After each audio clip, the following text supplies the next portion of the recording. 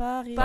Belleville. Paris, Belleville. Belleville. Architecture. Paris, Belleville. Paris, Belleville. Belleville. École nationale supérieure d'architecture. École nationale supérieure d'architecture Paris-Belleville. Belleville.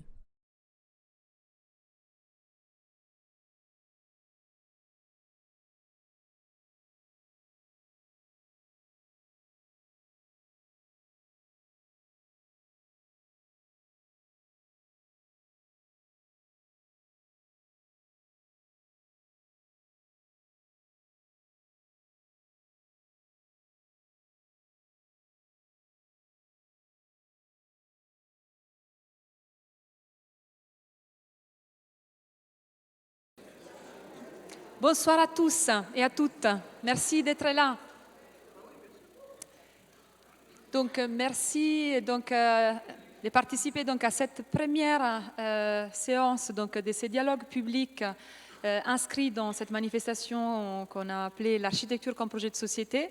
Même si ce soir, on ne parlera pas forcément d'architecture, mais on tentera d'aller au-delà de la vocation commémorative que l'exposition que vous avez peut-être vue à côté tente de retracer, autour de la lecture d'une figure emblématique du XXe siècle et dont la pensée et l'œuvre a été relue autour de 3 thématiques: penser le temps, habiter les lieux, espace et société. Et ici, ce soir, nous ouvrons grâce à nos invités, François Hartog et Éric Vuillard, que je remercie infiniment, même si j'ai le vertige, je dois le dire, d'être avec nous et d'avoir, accepté notre invitation pour cette première séquence qui s'ouvre sous la forme des dialogues publics.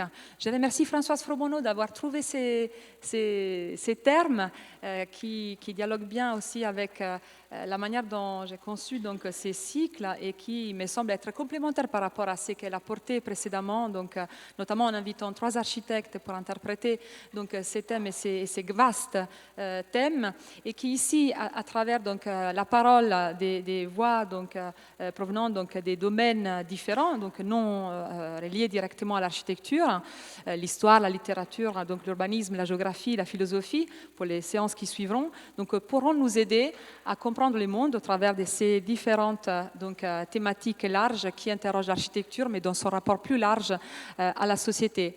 J'ai imaginé de concevoir ces dialogues justement comme, non pas comme des conférences, mais plutôt comme des débats ouverts entre des personnalités qui sont reconnues par l'excellence de leurs travaux, mais aussi pour l'indépendance de leur pensée et de leur production, et qui nous permet justement de tenter de trouver une forme de compréhension et en même temps des dialogues qui sera enrichi aussi de vos questions. Donc n'hésitez pas à m'aider dans ce travail difficile que je m'apprête à porter.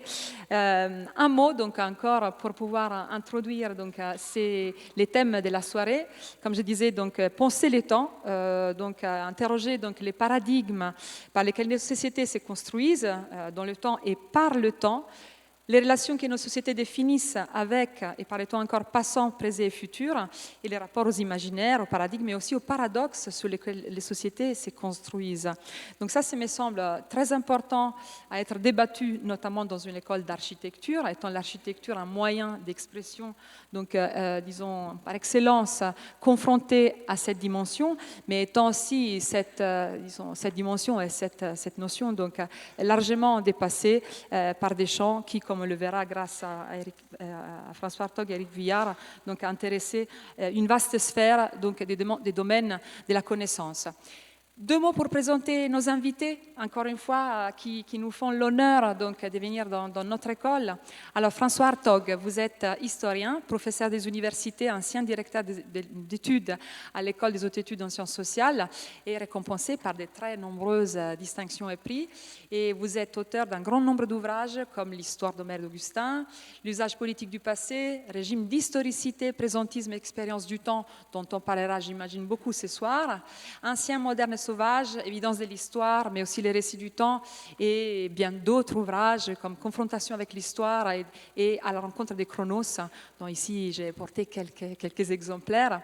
Vous avez largement contribué à la formation et à la diffusion du concept des régimes d'historicité, sur lesquels on reviendra, qui définit comme, je vous cite, les modes d'articulation des trois catégories du passé, du présent et du futur, en parlant en termes des catégories, pas du contenu que l'on donne à chacune de ces catégories, mais des catégories elles-mêmes et de la façon dont leur articulation ont varié selon les lieux et selon les époques, donne une façon de penser donc, le temps. Vous avez également développé une approche fondée sur les rapports entre histoire et historiographie, entre ancien et moderne, en produisant des réflexions majeures sur les rôles de l'histoire et les fonctions et l'identité de l'historien. Donc c'est qui vous rend absolument légitime par rapport à cette, disons, interrogation, penser le temps. Éric Vuillard, que j'ai remercié également et que je vais tutoyer parce qu'on se connaît, donc j'arrive mal à faire semblant.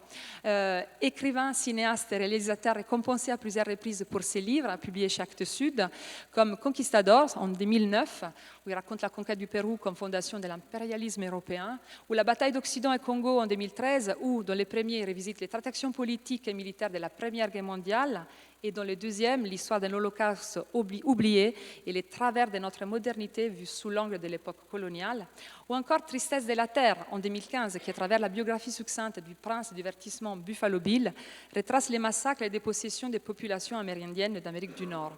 14 juillet, en 2017, il s'engage dans un rapport polémique à l'historiographie aussi bien que contre-révolutionnaire que républicaine de la Révolution française, et bien évidemment l'Ordre du jour, avec lequel tu as été récompensé par les prix Goncourt en 2017, et qui, par une plongée dans les coulisses diplomatiques de l'annexion de l'Autriche par l'Allemagne, raconte la façon dont les chefs d'entreprise ont permis l'installation du nazisme et comme les élites européennes n'ont pas empêché sa politique d'agression. Ou encore la guerre des pauvres et une sortie honorable, donc, où la guerre d'Indochine est vue et relue non seulement comme un conflit colonial, mais aussi comme une guerre des intérêts privés et du capitalisme cynique. Donc cette production, à laquelle va bientôt s'ajouter ton prochain roman, donc il me semble important de citer Les Orphelins, une histoire de Billy the Kid, qui sort en janvier 2026, revisite et réécrit et relie l'histoire en fouillant dans les marges d'histoires individuelles qui ont échappé au récit héroïque. Or, donc, ces grands invités donc, qui sont ici et qui vont nous aider à penser donc, les rapports du temps à la société, je voudrais tenter de commencer ces dialogues avec vous en vous posant une question toute bête et en même temps, il me semble assez importante. Pourquoi penser le temps? Pourquoi et en quoi penser le temps aujourd'hui est devenu une composante aussi importante et essentielle, François Hartog, en sachant que les chronos, comme vous le dites dans votre texte, est inéluctable, omniprésent, mais insaisissable bien que les humains n'aient jamais renoncé à les maîtriser. Eh bien voilà, vous avez déjà répondu à la question que vous posiez. Je crois en effet, d'abord, merci de m'avoir proposé de venir ici ce soir pour parler, dialoguer avec vous et avec Éric Vuillard. Je suis content de cette occasion. Voilà. Alors, penser le temps, au fond, on n'a jamais cessé d'essayer de le penser, et les communautés humaines, les humains, n'ont jamais cessé d'essayer de le penser. Et ce qui est d'une certaine manière rassurant, c'est qu'ils n'y ont jamais réussi, et que malgré tout, ils n'ont jamais cessé de recommencer. Bon. Il y a bien quelque chose là qui a profondément à voir avec la condition humaine, tout simplement. Bon. Et cette condition humaine, du moins jusqu'à aujourd'hui, puisqu'il y a des gens qui espèrent en ce moment travailler fortement à y échapper, ceux qu'on appelle les transhumanistes qui rêvent justement d'un état, d'arriver à un état qui soit plus qu'humain, au-delà de l'humain, et qui vise à quelque chose comme, pas vraiment l'immortalité, mais quelque chose qui aurait à voir avec l'absence de mortalité. Bon. Donc ça, alors les rêves d'immortalité des humains ils n'ont pas entendu les transhumanistes pour se manifester. Mais là, on a des possibilités offertes par la technique, semble-t-il, qui, pour les gens comme, comment il s'appelle, l'ingénieur de l'homme de la singularité, son nom m'échappe, Kurzweil, voilà. Bon, qui prédit la singularité, l'arrivée à la singularité, c'est-à-dire le moment où les machines seront tellement supérieures aux facultés humaines qu'un saut se produira et on passera dans un autre état et on échappera par conséquent à cette condition de mortel. Bon, nous n'en sommes pas là, mais c'est pour dire que fondamentalement, le temps, alors là si je me retourne très loin en arrière, si je vais voir du côté par exemple des Grecs, le scandale de la mortalité, puisque c'est quand même un scandale, comment se fait-il que l'être humain doive mourir?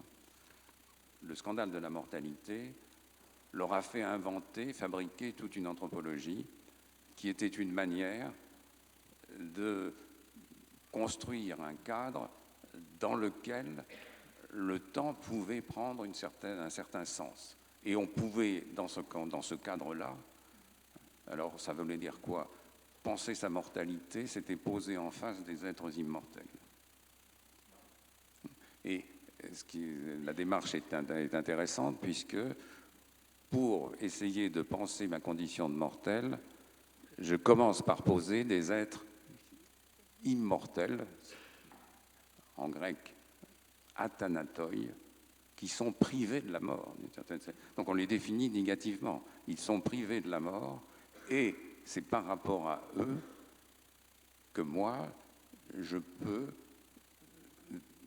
vivre une vie mortelle qui,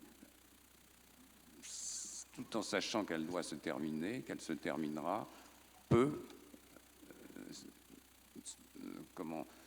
penser le temps, c'est-à-dire trouver un moyen d'agir comme être humain en combinant les deux approches qui sont celles des Grecs, le temps comme temps chronos, le temps qui coule, le temps ordinaire, le temps des saisons, le temps quotidien, le temps astronomique, et puis ce qu'ils appellent kairos, qui est le moment, l'instant décisif, le bon moment, et c'est à cette union des deux, chronos plus kairos, qu'une action réussie peut intervenir.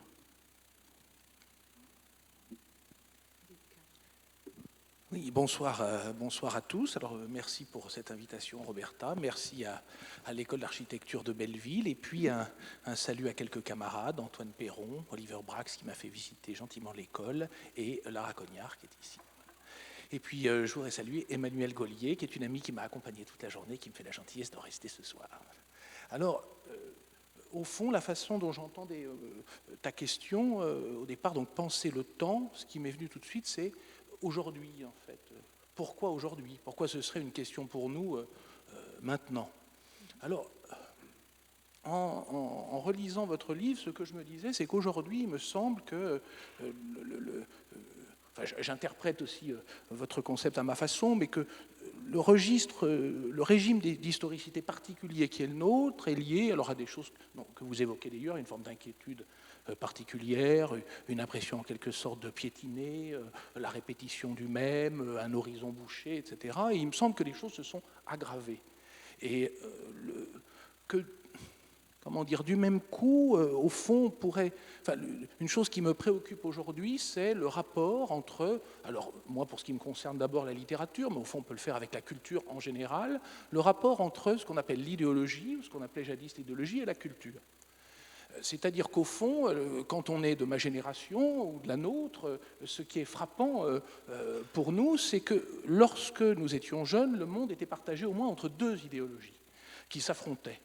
Si bien que quand on a deux idéologies, ça signifie que les deux sociétés sont partagées elles aussi par des fractures internes.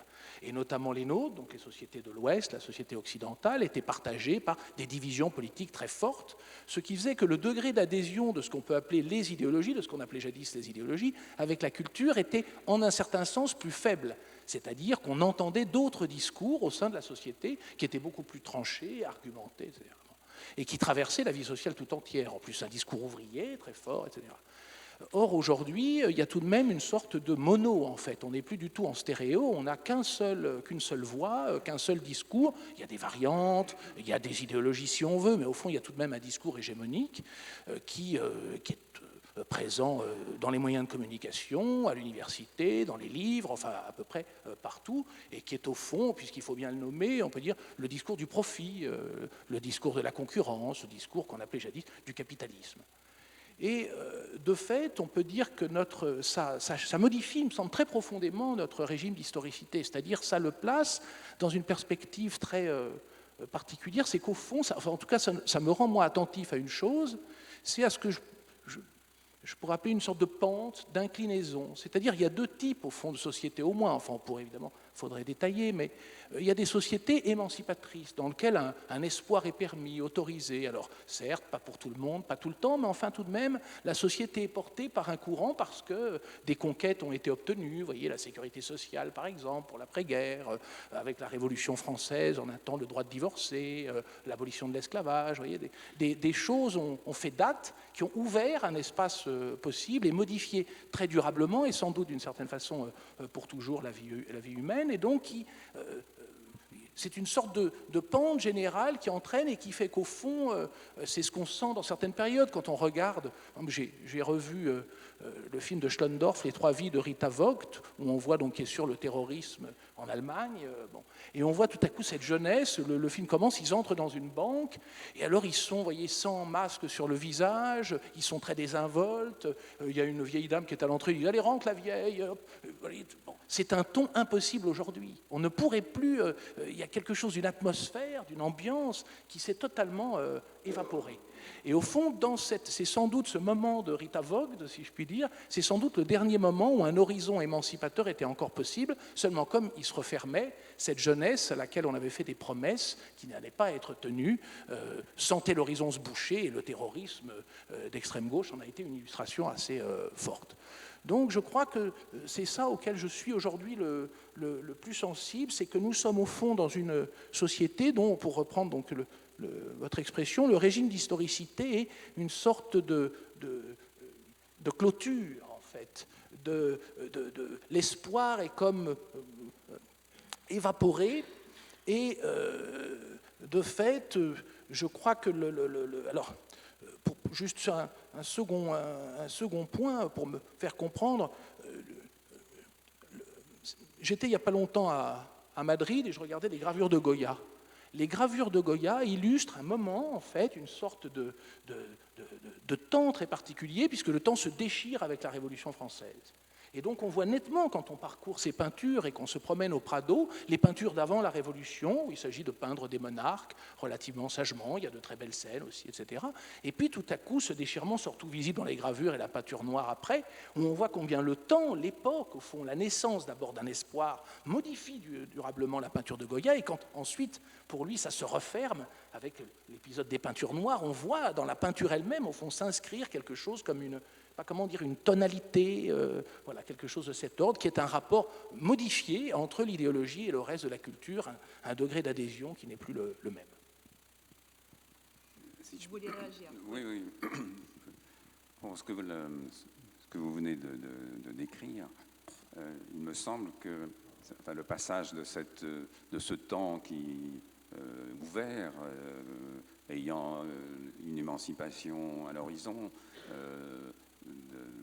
le progrès, ce temps, c'est ce temps qui s'est justement ouvert avec la Révolution française, qui représente le moment symbolique. Ça ne s'est pas passé tout le 14 juillet au soir, mais c'est l'ouverture de ce que moi j'appelle, ce que j'ai appelé le régime moderne d'historicité, et qui a été ce temps porté par le progrès et par l'accélération, mais qui a aussi conduit à des catastrophes. pas été simplement une marche vers l'avenir radieux, où l'avenir radieux, où la marche vers l'avenir radieux a pu prendre des tonalités absolument tragiques. C'est ce temps-là qui s'est cassé la figure dans les années 1970, aux alentours des années 1970 à peu près, en Europe, et a émergé ce que j'avais proposé d'appeler le présentisme, c'est-à-dire ce temps qui n'a plus comme seul horizon que lui-même. Le temps moderne qui se met en place avec encore une fois, pour prendre cette date symbolique de la Révolution française, c'est un temps qui marche, qui va vite, et c'est un temps qui éclaire, c'est-à-dire dans ce temps nouveau, ce régime moderne, la lumière vient du futur. Et on regarde le passé à partir de ce futur. Et vous avez quelqu'un qui donne la formule, au fond, du temps moderne, du régime moderne, c'est Tocqueville, Alexis de Tocqueville, à la fin de son livre « La démocratie en Amérique ». Dans le deuxième volume de La démocratie en Amérique, donc en 1840, il dit « Quand le passé n'éclaire plus l'avenir, l'esprit marche dans les ténèbres. » Quand le passé n'éclaire plus l'avenir, l'esprit marche dans les ténèbres. Quand le passé éclairait l'avenir, on savait où on allait. Bon. Et ça, c'est ce que j'appelle, moi, l'ancien régime d'historicité. Et ça a été le grand rapport au temps qui a été celui des sociétés européennes, en fait, pendant des siècles et des siècles. C'est quelque chose qui se formule, dont on trouve la formule chez Cicéron. Et c'est cette grande thématique que vous avez sûrement déjà rencontrée dans vos lectures ou dans vos travaux, de l'histoire maîtresse de vie. L'historia magistra vitae, l'histoire maîtresse de vie, ça veut dire que quand vous voulez savoir quoi faire dans votre présent, puisque la question c'est toujours celle du présent, et que faire? Et le présent, il est toujours obscur. On ne sait pas, on ne voit pas, on ne comprend pas, on est perdu. Bon, qu'est-ce qu'on fait? On commence par regarder en arrière pour aller chercher des exemples, des modèles, des références. C'est ça l'historia magistra vitae. Ça ne signifie pas que le passé se répète indéfiniment. Ça signifie que le présent et le futur n'excèdent pas le passé. On reste dans le même registre. Quand cette lumière disparaît, et c'est le moment de la Révolution française, c'est le futur qui prend le relais. Et c'est la lumière, en quelque sorte, tout ça sont des images, c'est la lumière qui vient du futur. Autrement dit, le futur, l'avenir, éclaire le passé et éclaire le présent. Et à partir de ce moment-là, vous savez où vous allez aussi, puisque vous savez qu'il faut aller au plus vite vers ce futur, et vous savez aussi, puisque la lumière vient du futur, ce qu'il convient de garder du passé.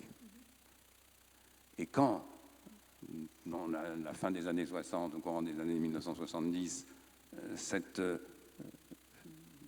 lumière-là s'éteint aussi, qu'on commence à avoir, on commence à dire, on parle de crise du futur, d'un futur qui se ferme, d'un moment où on commence à dire aussi que les enfants n'auront pas une situation meilleure que leurs parents, alors que toutes les années antérieures, c'était exactement l'inverse qui était proclamé et vécu comme tel.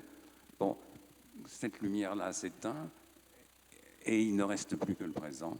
Ce présent qui devient sa propre, si je puis dire, sa propre lumière sur lui-même. Et là, à nouveau dans l'obscurité. Merci. Donc effectivement... Ah oui, Oui, bye. je t'en prie. Alors, le point que j'aurais peut-être, je ne sais pas, de divergence, c'est que d'une certaine façon, je ne crois pas que le futur, que le temps, en quelque sorte, agisse en quelque façon seul, comme d'une certaine manière on trouve ça dans Foucault, c'est-à-dire on a des séquences qui passeraient les unes après les autres par une opération qui nous échapperait, qui serait en quelque façon presque spirituelle. Je crois que, au fond, le futur ne se ferme pas seul et que c'est lié d'abord à des données matérielles. C'est-à-dire que le premier élément, il me semble notable depuis les années, disons, 80, etc., bon, c'est d'abord la chute du mur de Berlin et progressivement la défaite du communisme réel qui a clos l'épisode définitivement, et puis, pour le moment en tout cas, et puis l'autre élément, c'est la concentration des richesses progressivement, et puis, du même coup, l'accroissement des inégalités et progressivement, en fait, les libertés publiques, qui étaient les premiers acquis de la Révolution, disons, ont été, elles aussi, grignotées. Si bien qu'au fond, quand on appartient à ma génération, on n'a jamais vu que des régressions. On nous parle sans cesse de nos valeurs, voyez, etc. Bon, on s'en félicite beaucoup, mais je n'ai quasiment jamais vu que des régressions. J'ai assisté à des baisses de salaire, à des droits rognés, etc. Quelquefois frontalement, d'autres fois habilement, par détour. On voit bien que l'affectation de crédit, aussi bien aux universités qu'aux hôpitaux, enfin des choses que tout le monde sait. Et puis j'ai pris juste quelques chiffres, mais qui me semblent vraiment importants. D'après donc un institut dépendant de l'ONU, donc ce sont des chiffres déjà anciens, je crois que ça s'est encore aggravé, 2% de l'humanité détiendrait 50% du patrimoine des ménages.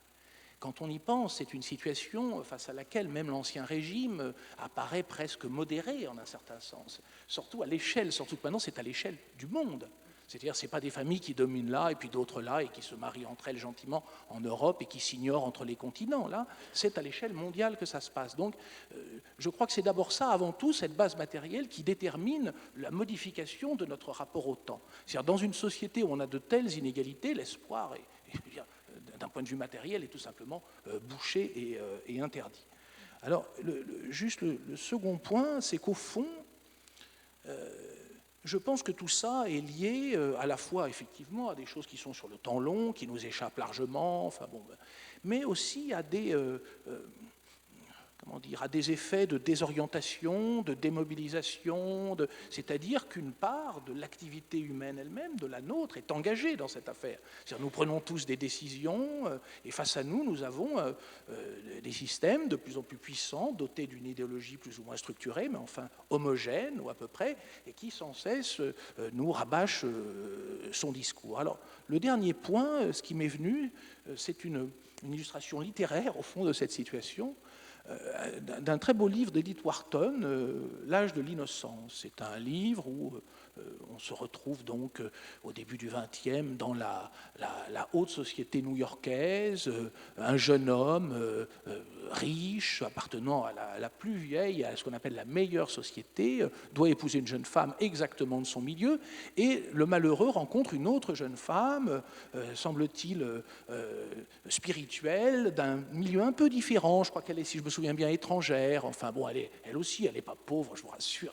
Bon, mais donc tout à coup, évidemment, il tombe amoureux d'elle, il a des hésitations. Et puis, finalement, il épouse celle qui lui était promise par sa famille, par son milieu, et puis il fait des enfants, il le regrette sans doute toute sa vie, mais on le retrouve à la fin beaucoup plus tard. Donc l'idéologie, en quelque sorte, l'a pénétré, corps et âme, on peut dire, et elle a dirigé sa vie. Et à la fin du livre, il va rendre visite, sa femme est décédée, je crois, et il va rendre visite à son fils, il me semble, qui est à Paris. Et cette femme, il se trouve qu'il a aimée, est à Paris. Alors il y va, et puis juste avant d'aller chez elle, de lui rendre visite, il s'assied sur un banc, et en fait, il reste cloué sur ce banc. Eh bien, pour le moment, nous sommes cloués sur le banc, nous aussi. Donc, je pense, et il me semble avoir compris que tous les deux vont partager au moins l'idée qu'effectivement nous sommes coincés quelque part, face à des ténèbres. L'un les rappelle par une métaphore coincée par les bancs, donc plutôt littéraire effectivement, et l'autre, François Hartog, vous, donc à travers cette notion donc de présentisme que vous avez désigné, donc vous en rendez compte. J'ai envie de poser une question à tous les deux. Je peux t'interrompre juste une seconde, puisque bye. tu as parlé de débat. C'est pas tout à fait une image d'être cloué sur un banc. D'une certaine façon, c'est une image parce que ça vient de la littérature, mais c'est des choses qui, d'une certaine manière, nous arrivent à tous. Vous voyez, j'aurais dû faire ça, je ne l'ai pas fait. On est empêché par des choses qui ne sont pas seulement individuelles et subjectives. Toute notre subjectivité est entièrement faite de vie sociale aussi. Absolument. Donc, ce qu'il retient sur le banc, lui, c'est exactement la même chose qui nous empêche de faire tel ou tel, et qui motive ensuite d'amers regrets.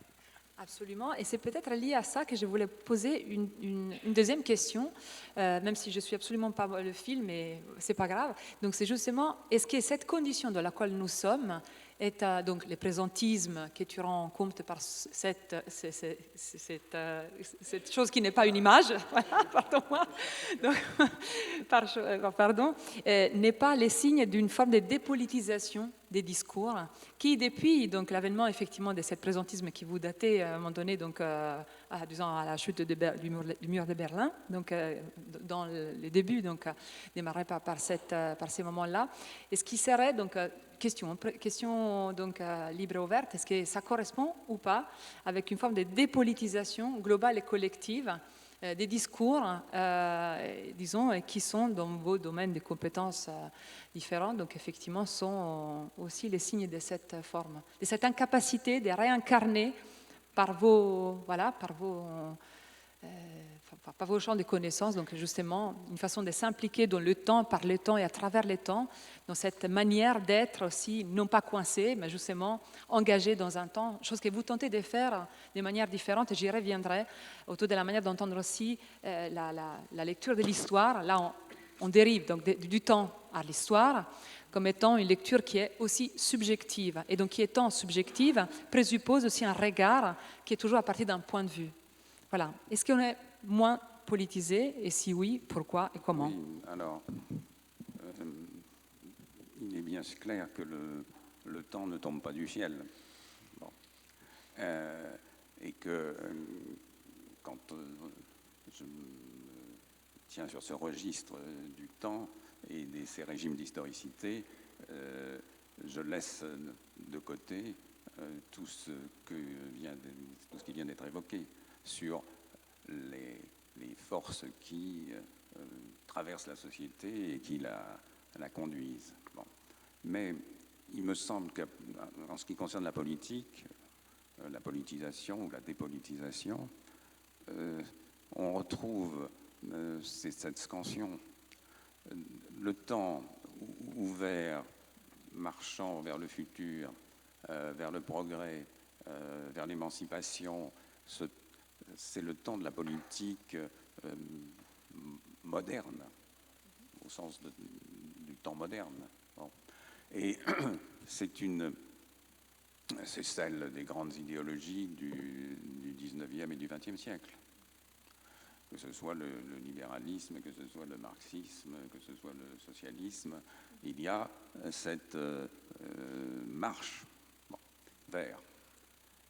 Et ceux qui font de la politique, ceux qui s'engagent dans la politique, le font, ou sont censés, sont réputés du moins, avoir une vision. Et dire à ceux à qui ils s'adressent, des électeurs en général, voilà, ou plutôt voici, ce que je vous propose, là où je souhaite vous emmener ou que notre pays aille. Bon. Quand ce futur se ferme, quand ce que j'appelle le présentisme gagne, eh bien la vision disparaît. Et nous disons aujourd'hui, nous passons notre temps, enfin depuis un certain temps, à dire nos politiques n'ont pas de vision. Il n'a pas de vision, il n'a pas de vision, elle n'a pas de vision, il n'en va pas. Mais personne n'a de vision. Donc cette définition, cette dimension temporelle, cette temporalisation de la politique, elle-même n'a plus cours. Avec le présentisme, qu'est-ce qu'on a? Alors on a le degré zéro de la politique qui est le tweet, bon, qu'on a beaucoup pratiqué et qu'on continue à pratiquer avec ardeur. Et on a aussi la communication, puisque la politique devient de la communication. Et par conséquent, c'est de la segmentation, puisque le matin vous vous adressez aux vignerons, l'après-midi aux éleveurs, le lendemain à je ne sais qui, et tout ça est complètement incohérent en réalité. Et pour finir, puisque le présentisme, il change, il n'a pas, c'est pas un bloc comme ça qui nous est tombé sur la figure un matin et qui est toujours là. La technologie l'a modifié. Et donc l'instantanéité du clic, des tweets, bon, devient le rythme de notre vie publique. Et maintenant, dernier avatar, l'intelligence artificielle, qui vous dit « laissez-moi faire ». En termes d'efficacité, je suis imbattable.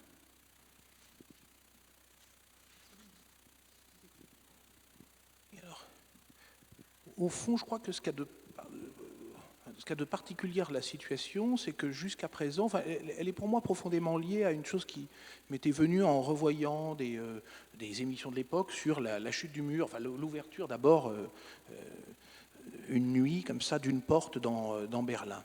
C'est qu'au fond, c'était un événement tout à fait nouveau dans l'histoire, au sens où nous avions vécu jusqu'à présent des événements, des révolutions qui ajoutaient de nouveaux droits à la vie sociale et à la vie humaine qu'on ne connaissait pas auparavant. Mais là, cette fois-ci, nous avions une forme de révolution, effectivement, une libération pour des peuples que des dictatures dirigeaient, mais au fond, elle n'accouchait d'aucune liberté nouvelle. Rien. Donc c'était comme un pas en avant qui était en même temps un pas en arrière. Il s'était passé quelque chose, mais au fond, rien. Et ça, c'est tout à fait nouveau. C'est ça qui a, je pense, en grande partie, et qui jusqu'à aujourd'hui désoriente tout le monde. C'est-à-dire que, précisément, cet événement a arrêté le courant émancipateur d'un coup, mais il s'est présenté sous la forme d'une révolution avec une dimension en effet positive et libératoire, mais une dimension qui finalement ne crée rien de nouveau. Et je pense qu'à partir de là, évidemment, il y a deux phénomènes. Il y a un phénomène matériel, c'est-à-dire que ceux qui avaient le plus souhaité, disons, la fin du communisme sous toutes ses formes, et même la fin de toute égalité entre les hommes, eh bien, se sont trouvés encouragés par cet événement, et que donc matériellement, on fait main basse à peu près sur tout, et que dans le même temps, le reste des hommes auxquels nous appartenons et des femmes s'est trouvé totalement désorienté idéologiquement, c'est-à-dire s'est retrouvé à assister à quelque chose qui ne pouvait que célébrer en un sens, avec en même temps le sentiment qu'on était en train de lui ravir quelque chose. Bon. Et puis que surtout, ça n'avait rien créé de neuf, absolument rien. Alors le point, pour donner une idée un petit peu du tournant qu'on évoque ensemble, je suis tombé dernièrement, un copain m'a envoyé ça, des choses qu'on envoie aujourd'hui aux étudiants et aux enseignants à l'université. C'est à la Sorbonne. Les journées de l'engagement et de l'entrepreneuriat étudiant, JEE, je vous incite à y participer, reviennent dans le cadre de la semaine créative avec apostrophe, avec Pépite Sorbonne Université. Vous voyez cette langue, Pépite Sorbonne Université. Ce qu'il y a de dément, pardon, j'accuse personne, mais les professeurs comme les étudiants laissent circuler ce genre de choses. C'est-à-dire que le savoir se trouve là à être, on peut dire, infecté par autre chose qui n'est pas du tout de même nature et qu'on appelle le profit. Cette édition, placée sous le thème « s'engager », etc., donc s'engager, vous voyez, les termes mêmes qui étaient en circulation dans les années 60-70 sont totalement détournés, mais cette fois-ci, ce n'est pas Debord qui détourne Berry, pardon, c'est le capital qui détourne, au contraire, le vocabulaire de ceux qui luttaient contre lui. Alors, au fond, là, ce qu'on voit, c'est que cette colonisation de l'université, non seulement par le langage de l'entrepreneuriat, mais également par ses intérêts, même au fond, me semble signifier que, comment dire, c'est moins une question de période au sens où les choses se seraient fermées, où le temps serait comme, non pas définitivement clos évidemment, mais qu'on appartiendrait à un autre espace temporel au fond. C'est aussi que tout simplement la lutte, en fait, dans laquelle le grand nombre se trouve engagé avec ceux qui cherchent à le déposséder de ses prérogatives, à mon avis naturelles, se trouve défavorable.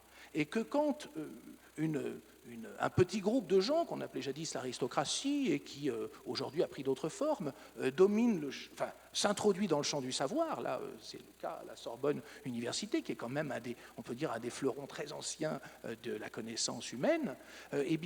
Ça signifie que c'est pas seulement une ambiance générale qui aurait changé avec évidemment des conditions matérielles, ça signifie que ces conditions matérielles restent au fond parfaitement déterminantes et qu'on les trouve dans tous les détails, dans ce petit mot, dans le financement des universités, dans le fait de devoir montrer sa carte avant d'entrer à la fac, ce qui n'était pas du tout le cas à mon époque, on entrait parfaitement librement, etc. Et donc un ensemble de choses, et puis les matières. Et pour en prendre un dernier exemple de ces changements, c'est le droit. Le droit. J'ai fait 5 ans d'études de droit, et alors à l'époque, quand on étudiait le droit, je ne dis pas que c'était parfait, ça avait de gros défauts, mais on étudiait principalement le droit civil en première année, qui datait en partie encore du Code Napoléon, avec des transformations tout à fait légitimes. On faisait du droit pénal, du droit administratif, du droit constitutionnel, des matières en somme assez nobles finalement, c'est-à-dire on en voit tous aussitôt l'intérêt. Les libertés publiques aussi jouent un rôle essentiel. Aujourd'hui, si on regarde un petit programme, on voit que le droit commercial s'est farouchement développé. Droit commercial international, droit des entreprises. Au fond, ce qu'on fait principalement aujourd'hui, c'est un droit qui concerne finalement le profit et l'argent, qui domine largement le champ du droit. Ce qui fait que le droit lui-même a changé de nature. Lui qui a été un des éléments émancipateurs les plus forts, la plupart, on citait Tocqueville, et la plupart des gens qui jadis ont participé, disons, soit à la Révolution, soit après aux mouvements qui ont eu lieu, étaient formés par le droit. L'une des choses inaugurales de la Révolution, c'est la Déclaration des droits de l'homme, etc. Aujourd'hui, le droit, c'est malheureusement en grande partie le droit des affaires, c'est-à-dire l'inverse, un droit secret, un droit trop complexe pour être compris par tous. Si bien qu'au fond, le régime temporel auquel on est confronté, et je pense avant tout ce qu'on peut appeler vulgairement un rapport de force. Juste un mot sur la chute du mur, parce que je crois que non seulement c'est un moment important, mais du point de vue du rapport au temps, il y a aussi quelque chose d'important qui, me semble-t-il, se manifeste à ce moment-là. Puisque vous avez d'un côté, à l'Est, des gens qui, évidemment, n'ont qu'une hâte, c'est que le mur tombe et qu'il y ait nous sommes ein Volk, nous sommes un peuple. Bon. Mais il n'y a pas d'aspiration, vous le disiez, vers un futur. Il n'y a pas d'aspiration vers l'avenir radieux. Ils sont vaccinés contre depuis longtemps. C'est-à-dire qu'ils n'y croient pas. Donc ils n'imaginent pas que la chute du mur va les mener vers un avenir, même s'il n'est pas radieux, mais on leur a tellement rebattu les oreilles avec l'histoire de l'avenir radieux et la construction du socialisme qu'ils ne peuvent pas, les citoyens de la RDA, adhérer à quelque chose qui viendrait dire nous allons vers un avenir au moins meilleur. Et du côté de l'Ouest, non plus, puisqu'eux, ils sont déjà, si je reprends mes propositions de catégorie, ils sont déjà dans le présentisme. Et donc, ils ne sont pas non plus du tout dans la perspective d'aller construire quelque chose qui serait cette Allemagne. Et puis, il y a quand même des souvenirs qui sont présents. Donc, on s'interdit aussi de se penser comme une puissance à ce moment-là. Bon, voilà. Donc, là, on se met d'accord sur le présent, au fond. Il y a un compromis sur le présent, même si on ne l'entend pas exactement de la même façon des deux côtés. Et juste une chose, c'est que peut-être l'un des points enfin, qui me paraît important, c'est qu'il y a de la décision aussi dans l'histoire. C'est-à-dire qu'au fond, et puis des conjonctures défavorables qui se croisent de façon hasardeuse. D'une certaine façon, effectivement, dans cette période de temps, il y a eu des élections diverses et variées en Angleterre, aux États-Unis et en France, à une scansion qui a été, je crois, assez défavorable à l'émancipation et qui a placé notamment Mitterrand au moment de son élection plus tard, il aurait pu être élu la fois précédente. Oui, donc il y a absolument une affaire de contretemps. On ne peut jamais, à mon avis, évacuer dans l'histoire, sinon on évacue la liberté à la fois humaine et collective, au fond, l'hypothèse que ça aurait pu se passer différemment. Et sans doute qu'une part de ce que vous appelez le présentisme est l'impression désagréable que nous vivons, qui est liée en partie sans doute à des conjonctures hasardeuses, malheureuses, qui nous ont donné le sentiment d'une nécessité encore plus lourde que la nécessité sociale elle-même, puisque non seulement c'était une étape très longue qui se refermait en fait assez brutalement, et presque comme on ferme une porte.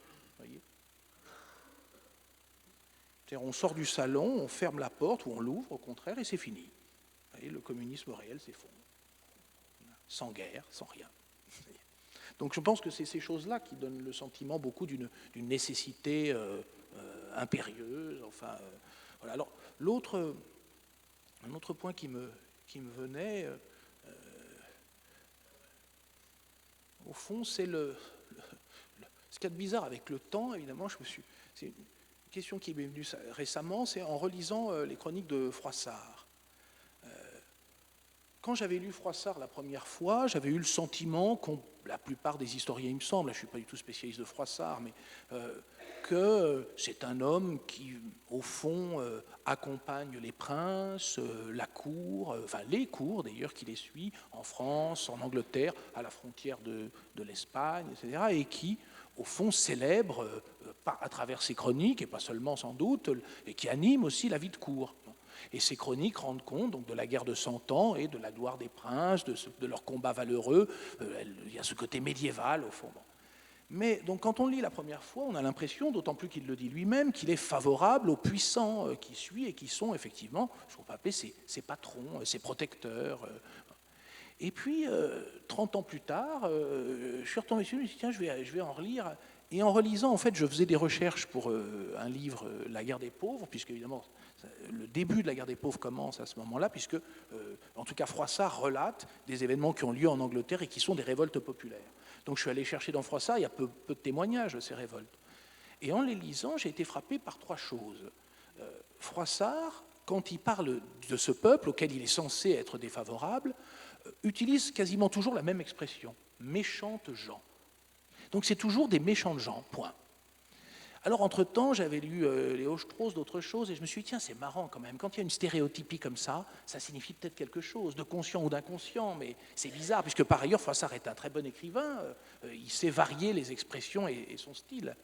Et puis le deuxième point, c'est qu'il décrit, comme on le trouve quasiment dans tous les textes écrits depuis l'Antiquité par ceux qui sont au service des princes, il décrit les combats et les massacres organisés par les princes avec une grande précision, qui pour nous est horrible en fait, et qui semble pour lui très neutre. Et là je me suis dit la chose suivante, je me suis dit mais au fond, quand un prince lit ça, lui, en son temps, donc, il a le sentiment que, et puis même peut-être aujourd'hui, vous voyez, quand, je ne sais pas, Bernard Arnault lit ça, il a peut-être le sentiment que c'est valeureux, que c'est voilà, un homme qui s'est décidé, que Gaston Phébus, ou alors dans l'Antiquité, Sanéchérib, qui massacre et rase toute une ville. C'est raconté sans goût particulier pour la violence, vous voyez, c'est simplement décrit par le menu, etc. En tout cas, le prince lui-même était flatté sans doute par le côté épique et valeureux. Mais le petit lettré pauvre de l'époque même de Froissart, et Froissart lui-même, comment lisait-il ça, en fait? Ce qui signifie que, au fond, enfin, il y a la phrase célèbre, le style c'est l'homme, auquel Lacan a rajouté malicieusement, auquel on s'adresse, et là on pourrait dire au pluriel, auquel on s'adresse, il y en a deux, les princes et les petits lettrés pauvres, qui ne disent pas la même chose. D'autant plus qu'il y a une troisième chose qui m'a frappé, c'est que quand il cite John Ball, Wat Tyler, enfin les révoltés anglais dont je parlais, pour lesquels je relisais Froissart, il reconstruit des discours lui-même, mais des discours somptueux sur l'égalité. alors d'une beauté et puis d'une modernité. Ou alors il leur emprunte des phrases très belles. L'une d'entre elles est, elle me revient à l'esprit, donc, à la sortie du paradis, lorsque Adam labourait et que Ève filait, que faisait le gentilhomme? Une phrase terrible. Au Moyen-Âge, entendre ça, je pense que pour un prince, c'est pénible. Et donc, l'impression qui m'est venue, c'est qu'au fond, c'est comme si Froissart, en dépit de l'épaisseur du temps et des changements de régime d'historicité, écrivait pour nous. Pour nous aussi, pas seulement pour nous. Et je veux dire même, pour moi, 30 ans plus tard. Et donc, là, vous nous renvoyez aussi à une dimension essentielle de votre travail qui, dans le domaine de l'histoire et dans le domaine de la littérature, s'appuie sur l'écriture. On l'a dit en faisant référence à la fois par rapport à ce que vous avez écrit, François Hartog, mais aussi par rapport à ce que tu dis par rapport au droit, par rapport au savoir, la construction donc, des savoirs, les universités et maintenant ce que tu racontes dans cet épisode. Donc l'écriture, je me permets de vous lire quelques lignes qu'Italo Calvino écrivait dans les années 80, donc un livre, donc, les leçons américaines, Italo Calvino. Donc, et les 6 leçons américaines qui ont été publiées posthumes donc après sa mort. Et il dit, donc en se référant justement dans la leçon qui s'appelle Exactitude, parce qu'il faut écrire bien, précisément, et donc à 2 personnes comme vous, ça devrait parler donc, très fortement ces messages, mais je pense que c'est important parce que ces leçons avaient été écrites pour être présentées à des étudiants, donc il y en a beaucoup ici dans la salle. Donc il dit, entre autres, pourquoi l'exactitude est importante, et il dit: parfois, il me semble qu'une épidémie pestilentielle a frappé l'humanité dans la faculté qui la distingue par-dessus tout, à savoir l'usage de la parole. Une peste du langage qui se manifeste comme perte de force cognitive et d'immédiateté, comme automatisme tendant à niveler l'expression sur les formules les plus génériques, anonymes, abstraites, à diluer les significations, à émousser les pointes expressives, à éteindre la moindre étincelle qui pourrait jaillir du choc entre les mots et des nouvelles circonstances. Il avance, et je voudrais ajouter qu'il me semble que cette peste ne frappe pas que les langages, les images aussi par exemple, et il continue via. Donc en fait, quel est le rôle de l'écriture aujourd'hui? Donc pour un historien, pour un écrivain, qui trouve justement dans ces formes, dans un récit, comme on dit, comme quelqu'un a dit de toi, donc Eric, les récits sans fiction, ou alors dans les essais ou dans les domaines de la recherche que vous avez à un moment donné, donc, disons, investi dans votre carrière, quel est le rôle de l'écriture face aux ténèbres? Aux ténèbres que vous avez décrites avant.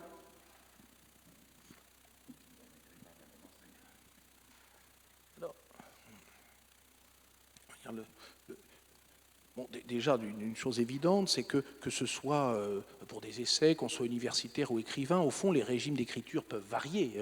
Varier évidemment dans l'histoire, varier en peu de temps, au fond, et puis d'un individu à l'autre. Notamment, enfin, une chose qui me vient à l'esprit, c'est qui est liée... c'est la quincaillerie technologique que vous évoquiez tout à l'heure qui m'y a fait songer, c'est la place de la subjectivité dans tout ça.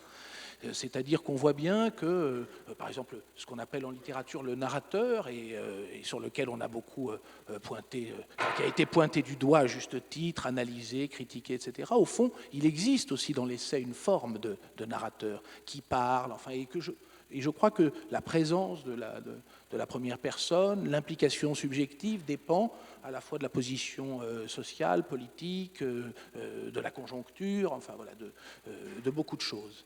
Et puis, alors, au fond, pour répondre sur l'écriture, il y a 2 problèmes. Il y a le problème pour moi Froissart, si je puis dire, que j'évoquais, c'est-à-dire qu'au fond, comment dire ça, le mythe de l'écriture, notamment de l'écrivain, serait, puisqu'il correspond, disons, le mythe correspond à la fois à une histoire et à sa position matérielle quand il écrit, seul, dans une pièce et libre. Bon. A priori, on peut écrire ce qu'on veut, etc. Or, on se rend bien compte, chacun, enfin, on n'a pas besoin d'être écrivain pour le savoir, qu'on ne peut pas écrire ce qu'on veut, en fait. Ce n'est pas tout à fait vrai. C'est-à-dire, quand bien même on voudrait faire le texte le plus libre, le plus, vous voyez, on a du mal à le formuler, ça ne vient pas tout seul. Il y a un phénomène curieux qui est lié au langage lui-même. Bon. Alors, du coup, au fond, c'est lié évidemment au fait que l'idéologie hégémonique, les conditions matérielles et tout un tas de choses influent sur la personne, qu'elle soit seule ou prise dans la vie collective. Si bien qu'au fond, on se retrouve tous, comme dans la colonie pénitentiaire de Kafka, avec une machine qui nous grave notre sentence en permanence, qu'on soit seul dans une pièce ou en public. Donc l'écriture est toujours une chose à double détente, d'une certaine façon. Elle est d'abord en retard sur ce qu'elle décrit, qu'on parle de l'histoire ou du présent, elle est toujours en retard. On ne peut pas écrire quand on est en train de vivre la chose. Et puis il y a toujours, d'une certaine façon, un double sens, c'est même inhérent au langage lui-même, une double lecture, c'est-à-dire aucun d'entre nous qui l'écrive sur sa vie privée, puisque c'est aujourd'hui assez à la mode, ou alors sur la vie collective, ne peut dire exactement ce qu'il pense, d'abord parce qu'il ne le sait pas entièrement, mais aussi parce qu'il ne le peut pas, en termes même de liberté, même quand bien même est-il seul dans sa cuisine ou dans son bureau en train d'écrire. Il y a des formes de contraintes particulières. Et alors, une qui m'a beaucoup frappé, parce qu'on m'avait demandé d'intervenir sur Pascal pour un anniversaire le concernant, Blaise Pascal, le philosophe, et qui m'était venu en le lisant, c'est que Pascal, évidemment, c'est, en un certain sens, le sentiment qu'on a quand on lit les pensées, c'est une grande clarté, c'est un homme de science, il est parfaitement rentier, donc dans la société dans laquelle il vit, qui est très contrainte, il a une forme de liberté que sa vie même semble attester, c'est-à-dire le petit mot qui garde sur lui cousu et qui le brûle, en tout cas la volonté d'entretenir un rapport à la vérité ardent. Voilà. Alors, j'avais relevé cette pensée très célèbre donc, sur la justice et la force. Donc il écrit. Et il écrit, et comme nous tous, c'est donc le second point, quand on écrit, qu'on soit historien, anthropologue, qu'on fasse une lettre d'amour ou qu'on soit écrivain, c'est pareil. On ne peut pas savoir, à part quand c'est une lettre de motivation et qu'elle est faite par l'IA, alors là c'est encore mieux, on ne peut pas savoir ce qu'on va écrire. Le mot d'après, on ne l'a pas. Et plus c'est ce qu'on appelle de la littérature, et moins on le sait, justement. C'est-à-dire, on s'abandonne aux mots, on cherche une vérité fuyante à travers quelque chose qu'on appelle le langage. Donc, on le sait, on note un mot, puis un autre, puis la phrase vient, et en fait, nous détourne de l'idée qu'on avait, et nous pousse vers ou en tout cas, peut-être vers cette vérité, mais d'une manière qu'on n'avait pas prévue, imprévisible, et qui nous surprend nous-mêmes. Alors, Pascal écrit donc sur la justice et la force. Pour lui, c'est capital. Vous voyez, en tant qu'il est un chrétien ardent, la justice, ça n'est pas rien. Et puis la force, au contraire, c'est évidemment pour lui une chose pénible, vous voyez, a priori. Bon. Et alors, après tout un tas de phrases tout à fait logiques, c'est un mathématicien, c'est un philosophe, c'est un penseur, donc où il écrit « Il est juste que ce qui est juste soit suivi, il est nécessaire que ce qui est le plus fort soit suivi. » Vous voyez, bon. Donc, petit à petit, il avance ses pions. La justice, sans la force, est impuissante. La force, sans la justice, est tyrannique. Et puis il continue comme ça à développer ce qu'on appelle un raisonnement. Et un raisonnement qui est basé sur des syllogismes, d'une certaine manière. Cette logique qu'Aristote, dans l'Organon, a développée. C'est un raisonnement proche des mathématiques. Et puis à la fin, il écrit, et ainsi, alors là, c'est dans une formule littéraire qui lui vient, à mon avis, qu'elle lui vienne d'un coup ou pas, d'ailleurs, peu importe, qui s'impose d'une certaine façon à lui. Et ainsi, ne pouvant faire que ce qui est juste fût fort, on a fait que ce qui est fort fût juste. Et là, je pense que d'une certaine façon, la vérité l'a attrapé, malgré lui. Alors, comme la phrase est belle et qu'elle est vraie, et que Pascal est un philosophe honnête, il la garde. Seulement, après, on trouve d'autres liasses. Il est embêté, parce que vous voyez bien que la conséquence, c'est que si on a fait en sorte que ce qui est fort fût juste, parce qu'on ne pouvait pas faire l'inverse, ça veut dire que le pouvoir monarchique et l'Église peuvent être mis en cause, c'est-à-dire ils ne sont là que par la force. Or, lui est du côté de la justice, ce qui, pour un chrétien, devient embêtant. Alors, il écrit dans une autre liasse, « Ne pouvant faire qu'il soit force d'obéir à la justice, on a fait qu'il soit juste d'obéir à la force. Ne pouvant fortifier la justice, on a justifié la force, afin que la justice et la force fussent ensemble et que la paix fût, qui est le souverain bien. » Ah, tout à coup, c'est plus la justice qui est le souverain bien, c'est la paix. Mais ce qu'on voit, c'est que cette phrase-là, cette liasse, elle est moins bonne que la précédente, littérairement. C'est-à-dire qu'il y a entre la littérature et la vérité un rapport étroit. La phrase précédente, on s'en souvient, le balancement même a dû saisir Pascal lui-même. Celle-ci, c'est Itatone, après c'est le rentier qui l'a écrite.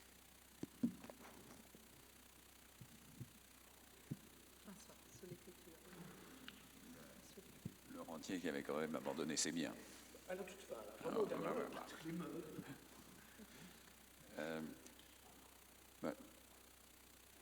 Donc je ne suis pas un écrivain, mais j'écris.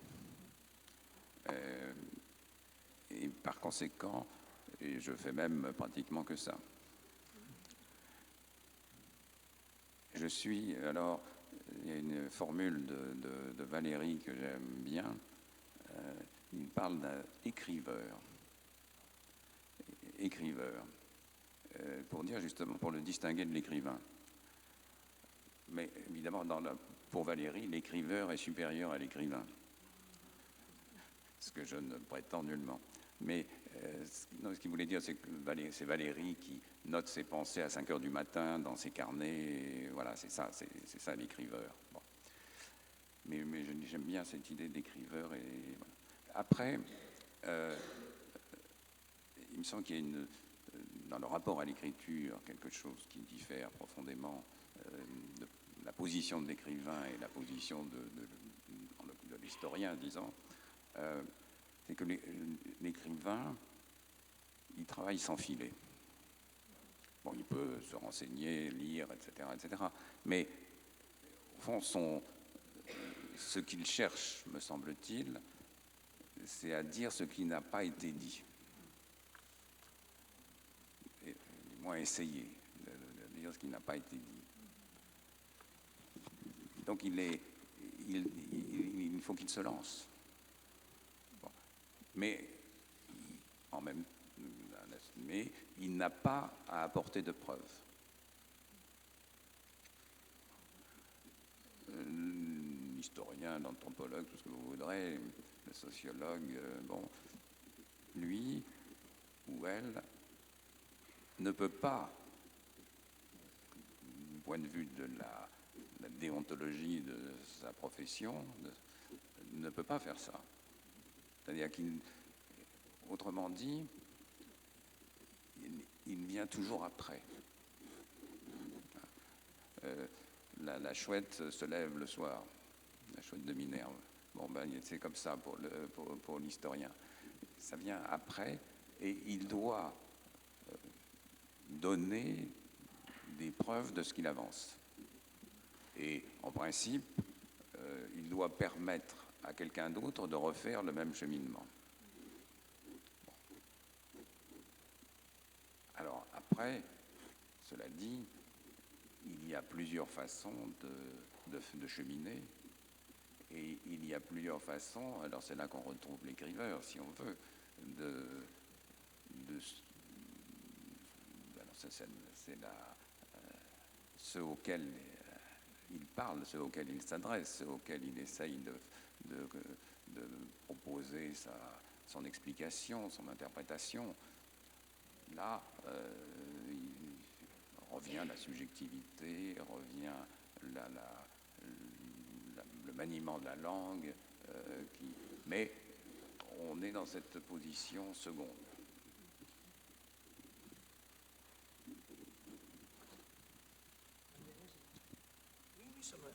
Sur les preuves, c'est un point important parce que je pense que enfin, en tout cas, je vois un rapport avec notre discussion sur le temps.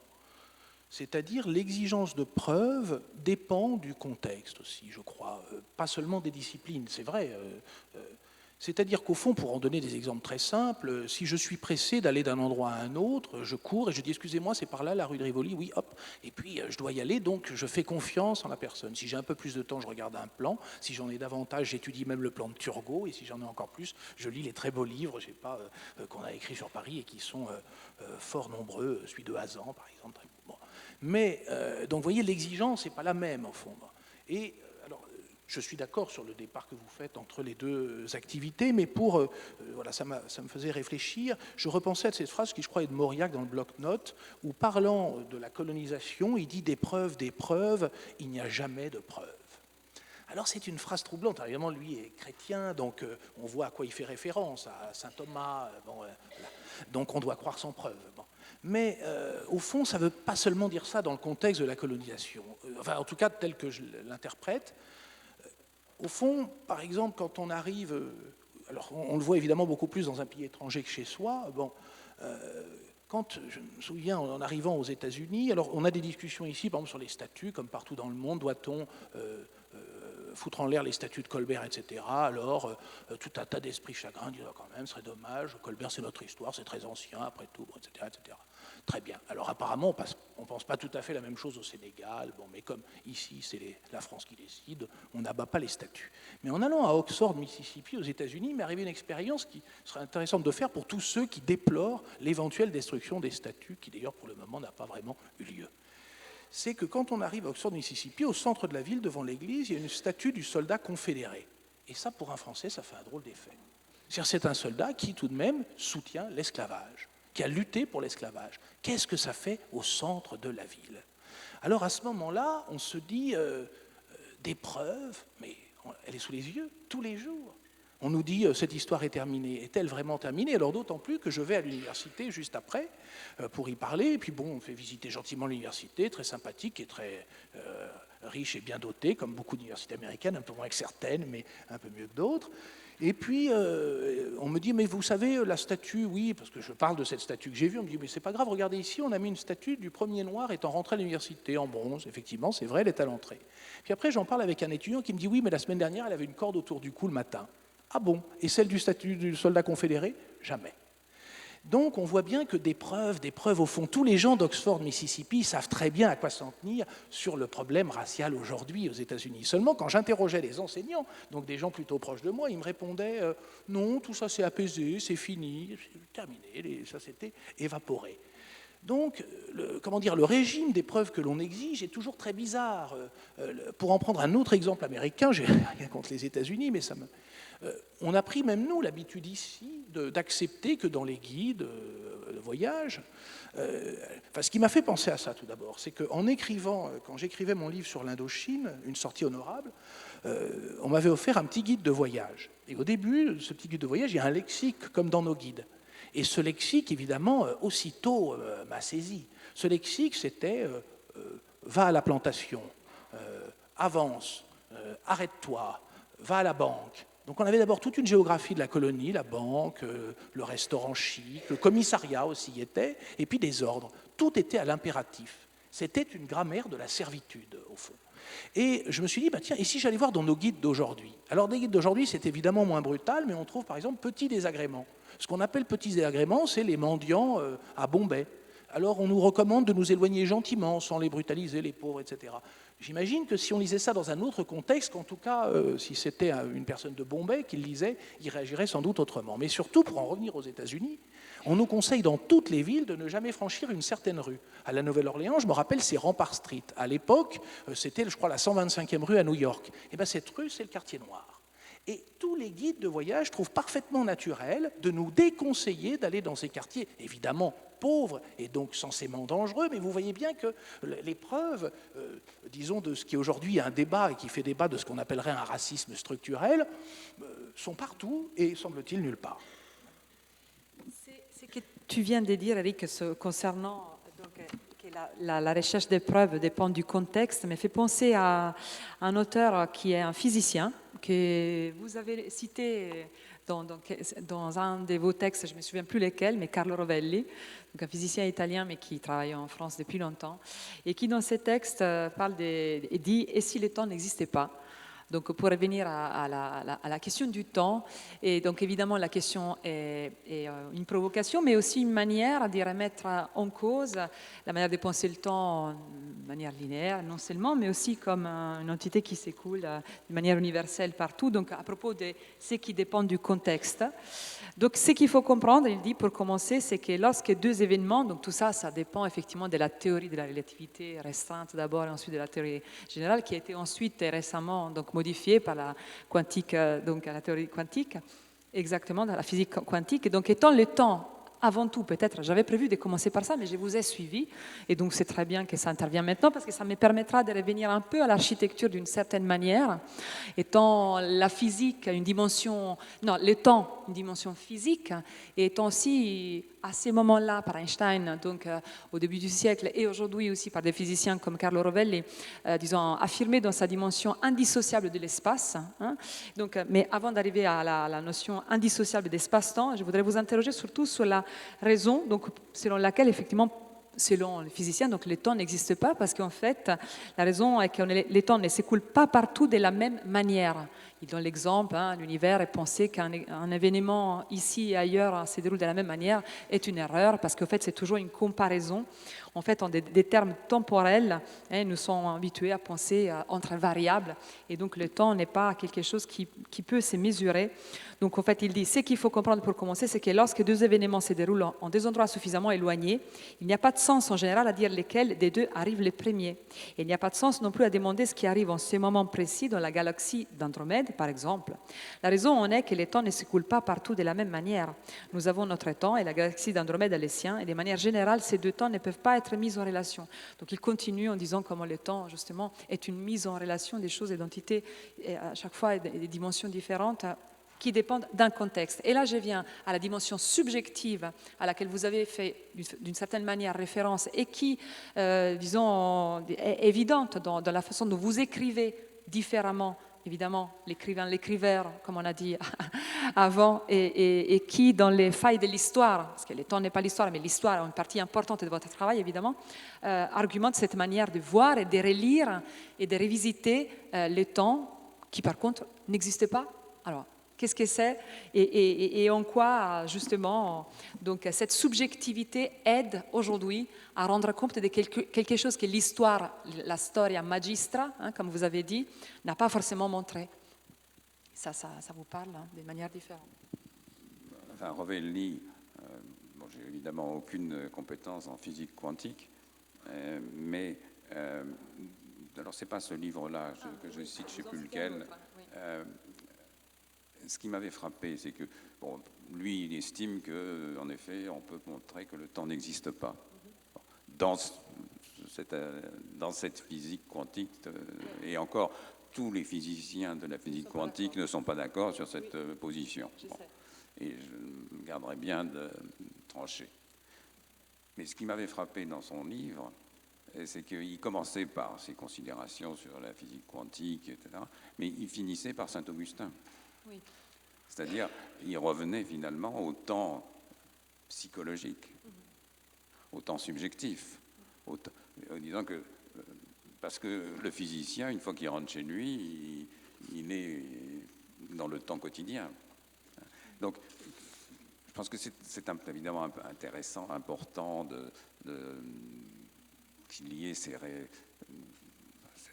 domaine de la physique où le temps existe, n'existe pas, depuis Newton, on peut discuter éternellement, bon, mais ça n'a pas d'incidence, en fait, il y a une séparation complète entre ce qui se passe dans cet univers, dans le monde de la science et dans le monde de nos vies. Et encore une fois, le physicien, il rentre chez lui, il va faire ses courses, etc. Bon, donc je ne crois pas qu'on puisse transposer en disant à partir de demain, c'est fini, le temps n'existe pas. Et donc, je ne sais pas comment comment j'écris même, puisque une phrase, il y a un début, un milieu, une fin, et la narration, c'est une temporalisation. Bon, donc,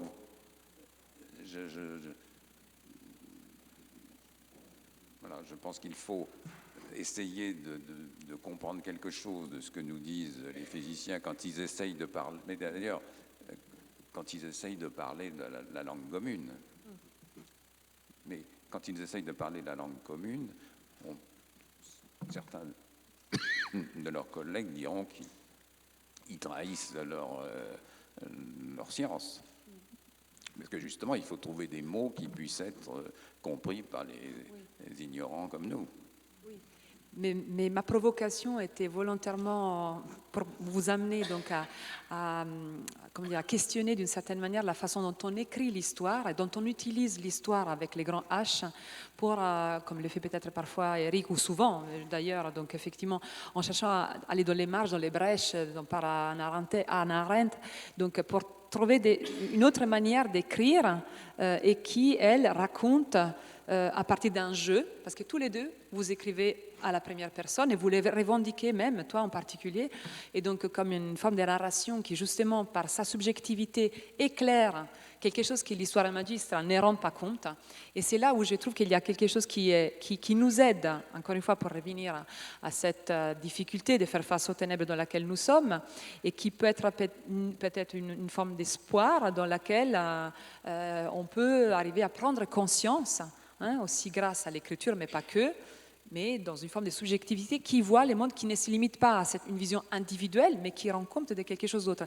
Et dans les récits sans fiction d'Eric, il est évident que cette juxtaposition permanente des temps, là je me suis marqué plein de passages que j'aurais voulu lire, mais laissons tomber, donc c'est cette contemporanéité du passé, du présent, du futur qui rend compte de cette subjectivité, voilà, qui semble importante. C'est-à-dire qu'il me semble qu'il y a des choses qu'on ne peut comprendre qu'en lisant, d'autres peut-être qu'en parlant, et d'autres qu'en écrivant. Il y a des raisons qui appartiennent au registre que j'évoquais tout à l'heure, cette espèce d'aveuglette de l'écriture et le fait que ça se fixe. On peut bien le corriger, mais enfin ça se fixe. Introduit un rapport tout à fait particulier de la subjectivité à ce qu'elle laisse, enfin à la trace qu'elle imprime.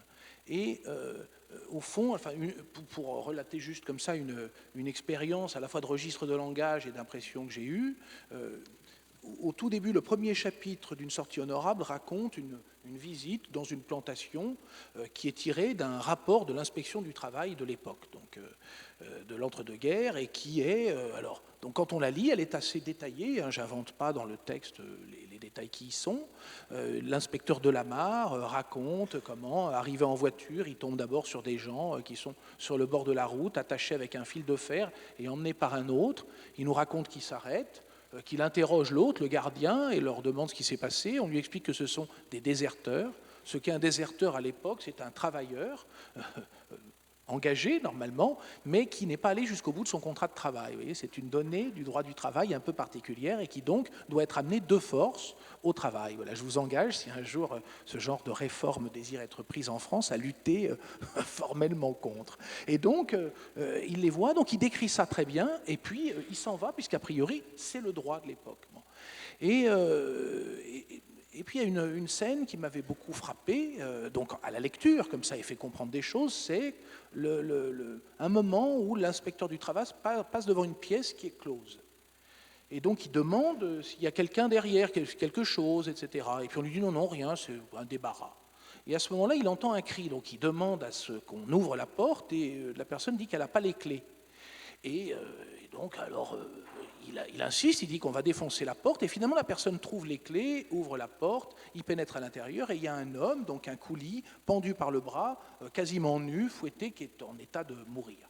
Alors quand on le lit dans la langue administrative, justement dans un registre de langue très particulier, qui est celui à la fois du droit, de l'inspection du travail, évidemment Delamarre doit être un homme qui a des intentions, et qui a l'intention de dénoncer tout ça, mais il doit le faire dans une certaine langue, une langue qui est censée toucher juridiquement au fond quelqu'un qui sera le supérieur de Delamarre et qui va du coup soit sanctionner au fond l'administration de la plantation, etc. Ce qu'il y a, c'est qu'il ne s'est rien passé après. Donc ça signifie que cette langue, en un certain sens, ou qu'en tout cas le rapport qu'elle a à son supérieur, a manqué d'efficacité. Elle est peut-être aussi en un sens, non pas faite pour ce que je viens de dire, mais pour ça, les deux en même temps, c'est-à-dire se couvrir et dire quelque chose. C'est une langue équivoque, problématique, mais encore une fois très claire, très simple, sans sujet, presque. Voilà. Et quand je l'ai lu, je n'ai pas tout à fait compris cette scène que je viens de vous raconter. J'avais saisi d'autres scènes, mais celle-là, ce petit mouvement avec les clés, je ne l'avais pas saisi au sens où c'est en l'écrivant que tout à coup, quand on écrit quelque chose, on est obligé de le prendre pour son compte. Donc de le saisir jusqu'au bout. Sinon, quand on ne le comprend pas, la scène sonne faux, il y a quelque chose qui ne va pas. Et en l'écrivant moi-même, je me suis rendu compte que ce coup des clés, en fait, était un rapport quasiment mafieux. C'est-à-dire le type qui arrive devant une porte et qui vous dit non, non, il n'y a personne. Vous entendez gémir derrière la porte. Vous dites ouvrez-moi, j'ai pas les clés. Vous voyez, imaginez la scène filmée par Scorsese. Vous voyez, non, non, j'ai pas les clés. Et l'autre qui dit on va la défoncer. Ah tiens, je les ai retrouvées. C'est bizarre. Et puis derrière, vous trouvez un type à moitié mort. Vous voyez bien que c'est une ambiance, que ce coup des clés qui paraît un détail, en fait pas grand-chose, qui aurait été consigné par Delamarre, une fois que la subjectivité s'en mêle et doit le reprendre pour elle, prend une signification, au fond, très problématique et vient aggraver l'événement et nous le faire, en quelque sorte, mieux saisir. On peut dire, comment dire, à la fois en évoquant ça, mais autre chose, que selon la conjoncture, il existe sans doute des registres plus ou moins démocratiques dans une langue.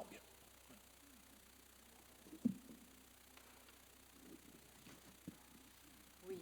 J'ai une dernière question, et après je passerai la parole à la salle, même si il commence à être un peu tard, mais je voulais vous ramener aussi vers une dimension, disons, donc, qui est celle de la prise de conscience, justement par cette scène que tu nous racontes sous les coups des clés, donc, me ramène à la dimension donc, cette prise de conscience de ce dont on parlait tout au début, c'est-à-dire cette incapacité à articuler passé, présent et futur, que vous tentez malgré tout soit d'écrire par des notions comme les présentismes, soit par des récits comme tu fais, Eric, dans tes romans, donc me semble très important à être questionné, c'est-à-dire est-ce que nous sommes conscients que nous sommes impuissants d'une certaine manière face à ces temps et à cette manière cette impuissance donc, face au temps et comment disons, votre travail d'une certaine manière, c'est une deuxième question mais j'essaie de la coincer là-dedans aussi, nous aide à penser ce que vous faites, c'est-à-dire à la fois l'histoire mais aussi de la littérature,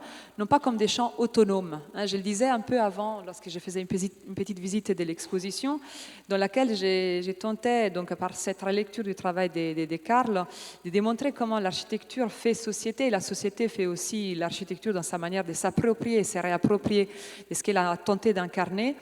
Et donc là, il me semble important, intéressant de voir comment on peut sortir ou ressortir justement d'une vision qui par une subjectivité éclaire, disons, l'histoire et en même temps ne rend pas ses connaissances comme, disons, un champ de production des connaissances autonomes et qui se contente de rester dans le champ de la littérature ou dans le champ de l'histoire, mais qui, plus globalement, donc, parle à la société. Ça, c'est mal formulé, évidemment, mais je veux dire, comment est-ce que vous arrivez à parler à la société à partir de vos domaines des connaissances et qu'est-ce qui vous semble important et quel est l'outil pour vous pour contrer cette incapacité de prendre conscience de ces présentismes dans lesquels nous sommes? Si vous pourrez clore, si ça vous va. Parce que ce que je vais dire ne peut pas clore d'une certaine manière. Au fond, j'aime beaucoup la gravure, donc je me suis beaucoup intéressé à différents graveurs, et notamment à Piranèse. Piranèse, il est au XVIIIe, avant la Révolution. Donc dans une période à tous égards différente de la nôtre, et en même temps semblable pour certaines choses, de façon globale, disons. Différente, puisque c'est une période, le siècle des Lumières, vous voyez, évidemment d'ébullition, mais en même temps il vit en Italie, à Rome, dans une société totalement fermée autour de la papauté, arriérée idéologiquement, une société totalement curialisée. Donc tout à fait d'ancien régime, au sens le pire en un.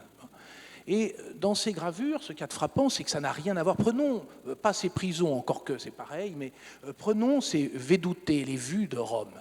C'est des choses qui sont vendues aux touristes chics, ce qu'on appelait qui font le grand tour, les Anglais, les Français, les Allemands, essentiellement les Anglais malheureusement. Bon. Et donc, ces vues de Rome, c'est quoi? Ce sont des monuments romains faits d'une façon relativement réaliste. C'est pas comme Panini ou d'autres peintres qui modifiaient, vous voyez, qui vous mettaient tous les édifices de Rome dans un même tableau. Non, non, il pratique pas ça. Piranèse, il pratique l'archéologie. Il est au début même de la science archéologique. Donc, il nous fait des gravures très précises. Seulement, elles n'ont rien à voir avec celles de ses contemporains, Vasy et les autres védutistes, comme on les appelle en français, qui manquent de caractère. Cette subjectivité dont tu parles, chez Piranèse, je me suis longtemps demandé, mais d'où vient-elle? Et au fond, elle vient de choses qu'on voit immédiatement. D'un cadrage, une manière de cadrer très particulière. Par exemple, prenons la place du Montecitorio, où à l'époque il y avait un piédestal. Il agrandit la taille du piédestal démesurément, et les individus... Oui, mais et alors, je le décris pour ceux qui connaissent. Merci. Et donc, c'est un désaccord idéologique, mais ce n'est pas grave. Et donc, Oui, oui, j'ai compris. Oui, et alors? Oui, d'accord. Et donc, Et donc, les individus sont extrêmement petits, si bien qu'en réalité, la taille du piédestal signifie quelque chose. C'est un discours, c'est un signifiant, c'est pas juste une chose qui est destinée à être vendue uniquement à tel ou tel Anglais. On peut même dire qu'il y a dans la taille du piédestal quelque chose du siècle des Lumières, au fond, qui s'incarne. Et puis, d'autre part, la subjectivité, elle est dans l'ancrage. C'est-à-dire que l'encre de Piranèse, son expressivité, c'est la présence de sa subjectivité qui vient dramatiser les ruines et tenir un discours qu'on pourrait appliquer au gravat moderne d'une certaine manière.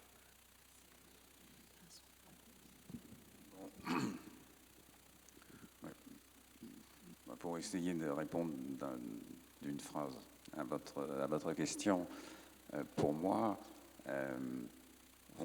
tout mon travail que je ne surestime en aucune manière,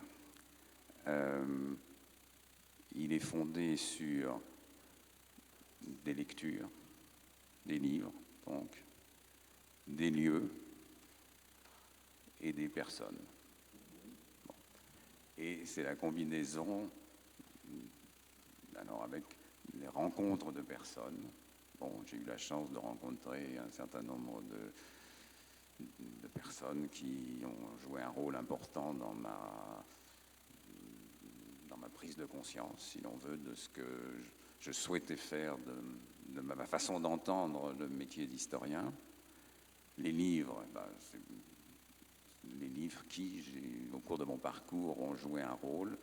Par exemple, quand j'ai essayé de fabriquer cette notion de régime d'historicité, il y a la lecture de l'historien Reinhard Koselleck, l'allemand, il y a la lecture de l'anthropologue Marshall Salins, il y a Lévi-Strauss, moi je ne vais pas vous faire un inventaire, et puis des personnes,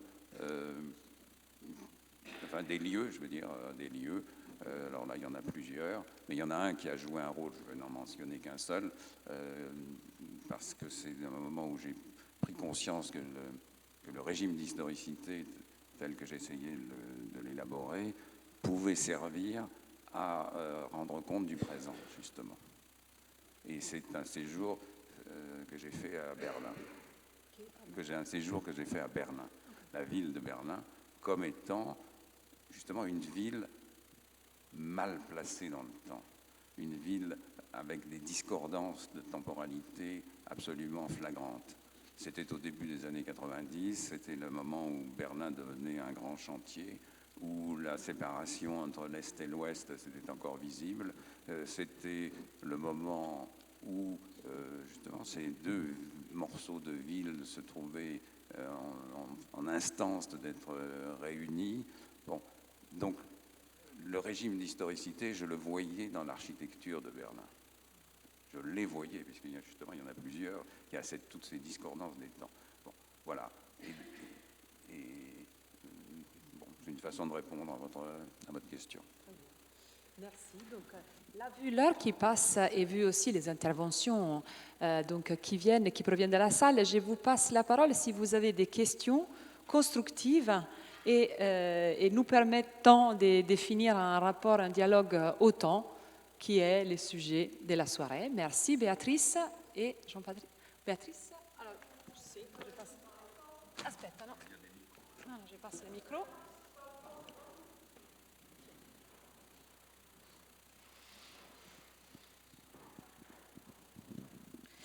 Merci beaucoup. J'avais une question peut-être pour tous les deux et peut-être plus pour François Hartog. Déjà, merci beaucoup pour vos écrits et les concepts que vous avez forgés qui nous sont d'une assez grande utilité dans les écoles d'architecture. Évidemment, le régime d'historicité et puis cette manière de nous aider à penser le temps, qui est un grand absent de la réflexion sur l'architecture, alors qu'elle est constitutive de l'architecture, et que l'architecture, justement, l'emboîte, le mange. Et justement, vous parliez de l'écriture qui permet de tricoter, justement, de façon non linéaire, le présent, le passé, le futur, et tout ça. Ben, je pense que l'architecture, particulièrement, fait cela, voilà. Donc, mais on a quand même beaucoup de mal à le penser, donc c'est pratique. Merci beaucoup. Et c'est pratique aussi d'avoir d'avoir une clarification, et le fait que cette clarification ne fait pas tout, et que justement il y a des discordances dans des régimes d'historicité superposés qui sont flagrants et qui sont parfois douloureux et parfois magnifiques. Alors ma question, c'est, on croit comprendre que, enfin la façon dont vous le racontez, du point de vue notamment quand même de la pensée ou de la condition occidentale dominante, le passage à la modernité, supposément à la Révolution, en gros, nous fait quitter un régime d'historicité pour rentrer dans celui de la modernité qui serait éclairé par un futur et non plus par le passé. Et puis qu'après, patatras, le futur se casse la gueule, et donc on n'a plus le passé et on n'a plus le futur, et donc on est très très mal, et on est coincé dans le présent. Enfin, je caricature, mais la question, il y a deux questions en fait. C'est que cette figuration, il me semble qu'elle fait écho à la figuration qui s'est imposée du temps, qui s'est précisément imposée à partir de cette modernité-là, hein, de la fin du XXe siècle, du temps comme un temps linéaire, non plus cyclique, non plus cosmique, mais linéaire. Et que tout de suite, on se dit passé, on le voit à gauche, futur, on le voit à droite, et puis on est entre les deux, et que cette représentation, elle est évidemment aussi factice que tout un tas d'autres représentations, bien qu'elle soit extrêmement engageante. Et donc ça, c'est une première question. Est-ce qu'il n'y en a pas d'autres? Est-ce qu'il ne faudrait pas aussi se les représenter autrement? Et la deuxième question qui est liée aussi, c'est que il me semble que cette représentation-là, ou cette linéarité, elle vient beaucoup du fait qu'on se met au milieu de nous, petits hommes, au milieu de cette ligne, avec des projets grandioses ou une tradition avec laquelle on veut couper, enfin si je caricature, qui ouvre le champ justement à une idée de destruction aussi accélérée, et qu'aujourd'hui, avec quand même un sursaut, bien qu'infime par rapport à ce qui se passe, de la conscience, alors d'un autre temps planétaire, disons, dans lequel cette conception linéaire est tout à fait inepte, en réalité. Il y a un bouleversement tellement colossal, alors je ne sais pas s'il est quantique ou quoi, mais qu'il y a certainement d'autres régimes d'historicité qui sont en train d'apparaître et qui mettent à mal ce présentisme dans lequel sinon on resterait coincé. Donc c'est une question à la fois de représentation du temps et puis de bouleversement en profondeur. Qu'est-ce que vous en pensez? Qu'est-ce que ça donne pour l'architecture, vous? Qu'est-ce que ça donne tout court? Merci. Alors en effet, vous introduisez quelque chose dont nous n'avons pas du tout parlé, qui est... Alors, on peut partir des représentations, en effet, du temps. Bon, vous avez évoqué celle la plus commune, le temps linéaire, qui vient de loin, hein, en fait. Bon, mais enfin, le temps linéaire, mais on en a proposé d'autres. Il y a eu, par exemple, l'idée des étages. Bon, c'est les temporalités de Braudel, par exemple, hein, avec les 3 étages. Pourquoi il y en avait 3, ça on ne sait pas, mais enfin voilà, les 3 étages. Et puis, ou Koselleck, avec les couches. Alors on est plutôt dans la géologie, là. Et les couches qui se superposent, mais qui aussi se chevauchent. Bon, donc ça crée une représentation du temps plus complexe, bon, et plus intéressante. Parce qu'après, il y a le problème des décalages entre les couches et les failles. Bon, voilà, donc on peut entrer tout ce vocabulaire. Mais il me semble en effet qu'on est aujourd'hui et que le présentisme, si on veut, le présentisme se trouve confronté à des temporalités absolument inédites. Bon. Alors c'est ce qu'on a appelé l'Anthropocène, c'est-à-dire les temporalités du système de la Terre, et où les tentatives de formuler alors un temps qui serait cosmopolite, ou un régime, moi je parle comme ça, mais d'un régime anthropocénique d'historicité, et l'image qui vient qui est maintenant utilisée largement pour figurer le temps, et celle, alors c'est pas évidemment pas tout à fait par hasard, est celle du réseau ou celle du web.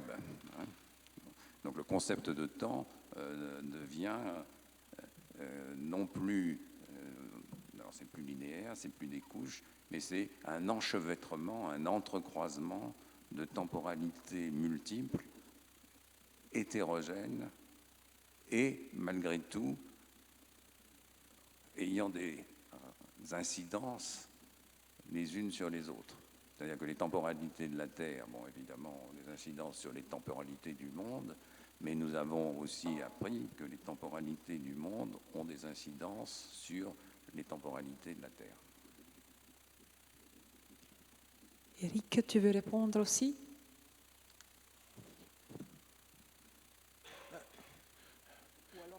Je vois en tout cas une distinction entre les représentations du temps qui ont été efficientes dans l'histoire, en fait, qui ont eu une importance primordiale, qui ont été des représentations à la fois qui peuvent être individuelles au départ, comme le marxisme, et ensuite se diffuser très largement, et d'autres qui sont des élaborations individuelles. Celle de Koselleck est raffinée, mais elle a nettement moins d'influence pour le moment dans la vie collective. Donc je crois que ça signifie, ça aussi, quelque chose. Alors, je me méfie un peu aussi de l'idée, je dois dire, selon laquelle des représentations plus raffinées a priori, comme enfin d'abord, je ne suis pas sûr qu'elles soient plus raffinées. Je ne suis pas sûr que l'idée de réseau aujourd'hui soit une vision du temps plus raffinée que les hypothèses d'Augustin. Bon. Mais en admettant même que ce soit le cas, je ne vois pas en quoi ça constituerait en soi d'abord une vision du temps plus efficiente. Pour l'instant, il ne me semble pas que ça prenne forcément. Et puis surtout, celle-ci particulièrement, elle est en consonance avec autre chose. Le réseau, c'est effectivement l'informatique, c'est-à-dire c'est l'une des formes aujourd'hui de la domination, de la circulation des informations, nous dit-on, mais enfin, c'est aussi l'une des formes de la domination. Et puis, c'est aussi le nom malheureux qui est donné aux relations privilégiées que les élites se donnent entre elles. Bien. Est-ce qu'on peut prendre encore 2 questions? Oui, oui.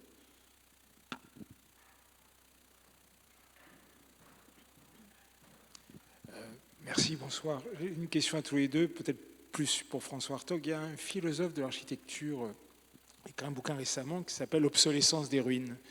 Et il fait une sorte de constat par rapport au temps qu'on est passé directement de la construction au gravat, globalement. C'est-à-dire que le temps d'un bâtiment qui vieillit est en train de totalement disparaître dans la logique capitaliste en tant que telle. Et il rajoute même quelque chose de contre-intuitif en disant que la modernité oblige au réemploi. C'est-à-dire qu'effectivement, maintenant, un bâtiment n'a quasiment plus de sens, voire plus d'âme, puisqu'il peut être réemployé. Et en clair, c'est là où je voulais en venir. Il n'a pas forcément plus d'identité. Et c'est ma question, c'est-à-dire que ce rapport au temps, et vous, François Hartog, sur cette question du présentisme, vous nous proposez évidemment une nouvelle approche de la temporalité qui est quasi immédiatée, mais on peut se poser la question au service de qui, surtout au service de quoi? Se référer au temps, c'est référer des fois à des formes d'identité, qui n'est pas toujours forcément très positif, en tout cas dans certaines situations, et de voir ce que dit Bégou. Il dit, voilà, on assiste à ce changement de paradigme, en tout cas dans le cas de la construction, mais qui dit changement de paradigme, ça c'est mon autre question, c'est-à-dire qu'on peut avoir une vision aussi positive. Est-ce que selon vous, il y a des rapports de force qui sont en train de se constituer sur on va dire ce rouleau compresseur de ce présentisme qui est en train de se faire? Voilà, je vais faire court. Est-ce qu'il y a une autre question? Peut-être on pourrait prendre ensemble pour une autre question.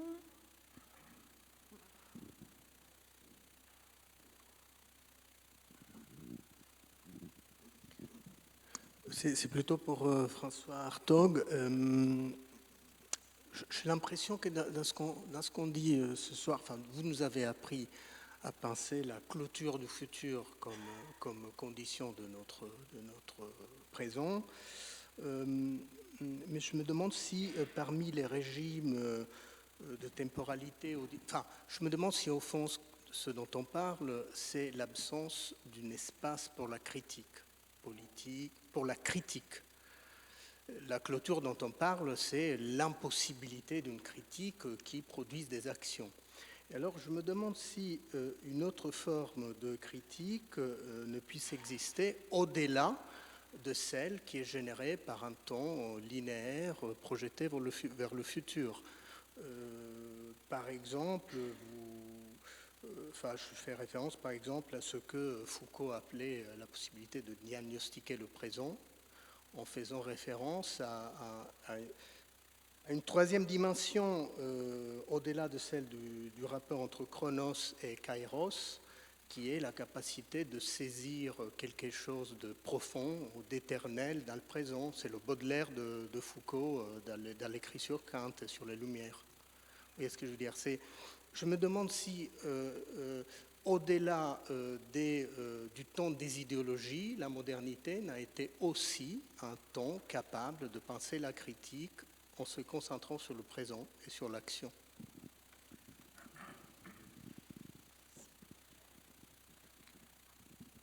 C'est ce que Foucault a essayé de faire. Bon.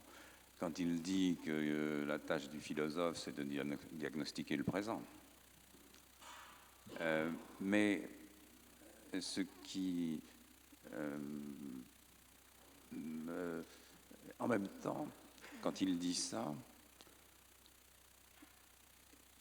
il ne questionne pas la catégorie de présent. Et que pour lui, que ce soit le philosophe cynique ou lui-même, au fond, c'est la même chose. Je veux dire, alors que je pense que il y a des présents différents suivant les moments. Donc, il y a le présent des stoïciens n'est pas le présent du XXe siècle. Bon. Donc, à mon avis, c'est peut-être la limite de la proposition de Foucault sur diagnostiquer le présent. Sinon, moi, je suis absolument d'accord avec cette idée qu'il faut diagnostiquer le présent. C'est bien ce que j'ai, avec mes moyens limités, ce que j'ai essayé de faire. Bon, on peut dire ah ben non, ça va pas, c'est pas comme ça, etc. Mais c'était mon propos, en tout cas mon projet. Quant à votre question sur le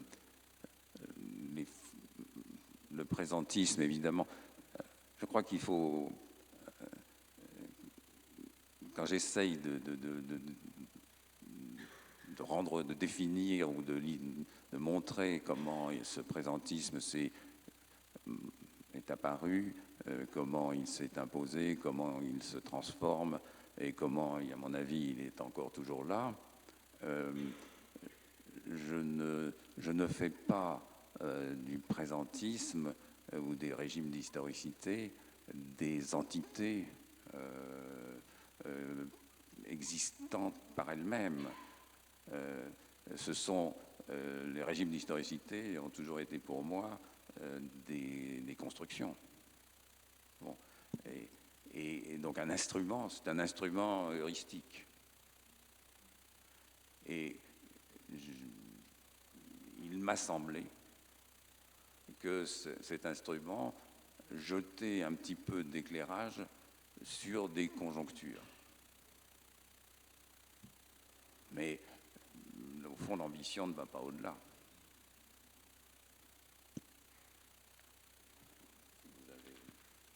Eric, sur la place de la critique. Aujourd'hui. Non, juste pour ceux qui ne l'ont pas entendu, même si on est dans une école d'architecture, le livre cité était Bruce Bégou, mais avec la résonance, on n'entendait pas, c'était Obsolescence des ruines. Je ne sais pas si vous ne l'avez pas lu, c'est un très beau livre. Il y a d'autres questions? Vu l'heure qui passe, je pense qu'on peut commencer à conclure. Moi, je voulais vous remercier infiniment pour cet exercice qui n'est pas simple et qui est loin d'être accompli, effectivement, comme on a dit et comme on a démarré, justement, les temps comme justement une dimension omniprésente, inéluctable, insaisissable et qu'on veut tenter de maîtriser de quelque manière et qui, me semble, quand même nécessiter des prises de position, comme vous avez ici démontré, et bien au-delà, évidemment, dans vos productions, dans vos textes, qui sont très importants et qui rendent compte de la manière dont, justement, à la fois l'histoire, la lecture de l'histoire et la littérature, disons, par un exercice complémentaire, donc, peut rendre compte de cette nécessité de regarder les temps et surtout de réagir face à la montée en puissance des récits qui me semblent plutôt aujourd'hui effondristes, solutionniste ou négationniste. Et donc, dans cette grande désorientation globale face à laquelle nous sommes, il est bien nécessaire, justement, de réfléchir à la place que le temps prend dans nos sociétés, dans la construction de nos sociétés et dans la manière de nous représenter face à ce que nous avons devant nous et qui nécessite aussi de construire un monde commun, par lequel, justement, et dans lequel le temps intervient à travers lui et par lesquels nous allons et continuerons encore à nous construire. Merci infiniment à tous les deux. Merci pour la patience à tous. Et à jeudi prochain. Donc pour la deuxième séquence donc, des dialogues publics où nous recevrons Sabine Barle et Nathalie Blanc. Merci.